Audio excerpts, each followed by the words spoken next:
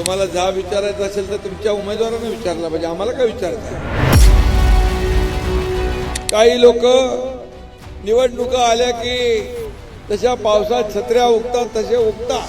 दिवसभर नेटफ्लिक्स बघायचं आणि निवडणुका आल्या की पॉलिटिक्स करायचं, हा काही लोकांचा धंदा आहे.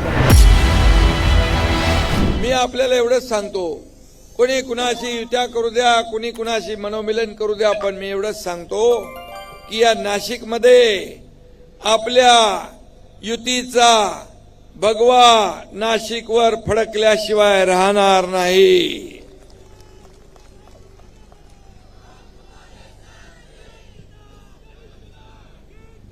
आणि या ठिकाणी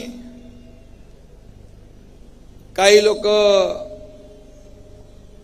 चिंता करतायत आमचे काही बिनविरोध निवडून आले म्हणून. अरे बाबा, उबाटा, मनसे, काँग्रेसच्या उमेदवारांनी माघार घेतली म्हणून बिनविरोध आले. तुम्हाला जा विचारायचं असेल तर तुमच्या उमेदवारांना विचारला पाहिजे, आम्हाला काय विचारताय? आणि म्हणून आजची सभा ऐतिहासिक आहे. खऱ्या अर्थाने मी कोल्हापूरवरून इथं आलो. मला दादाजी भुसे म्हणाले या ठिकाणी लवकर या, परंतु मी म्हणालो येतो. मला विश्वास होता की हे मैदान खचाखच भरलेलं असेल.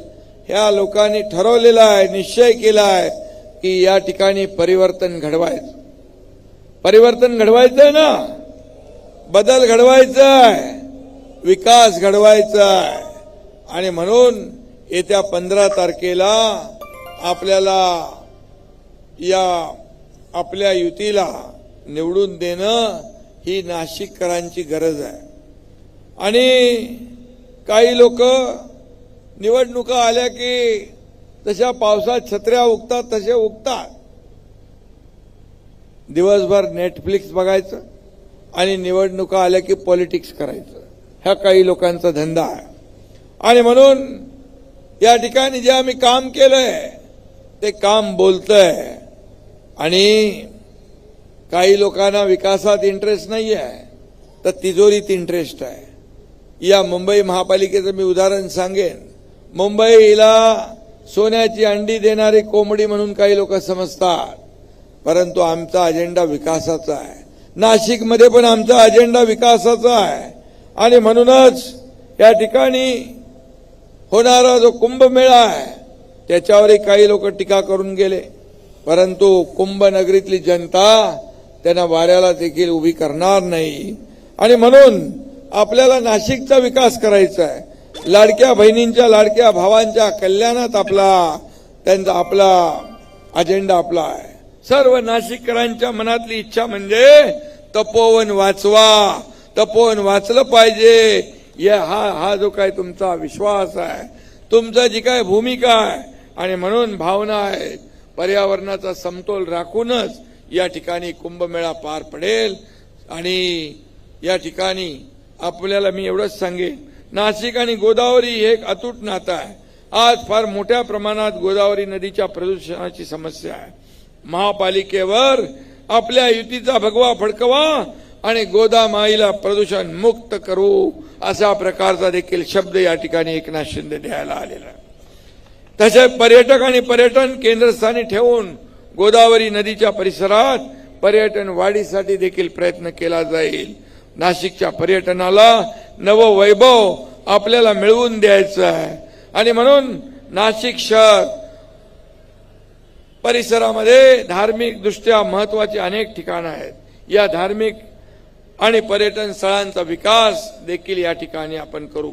यातून मोठ्या प्रमाणामध्ये स्थानिक तरुणांना रोजगार मिळेल, त्यांच्या हाताला काम मिळेल. आणि म्हणूनच या ठिकाणी अनेक कामं आहेत.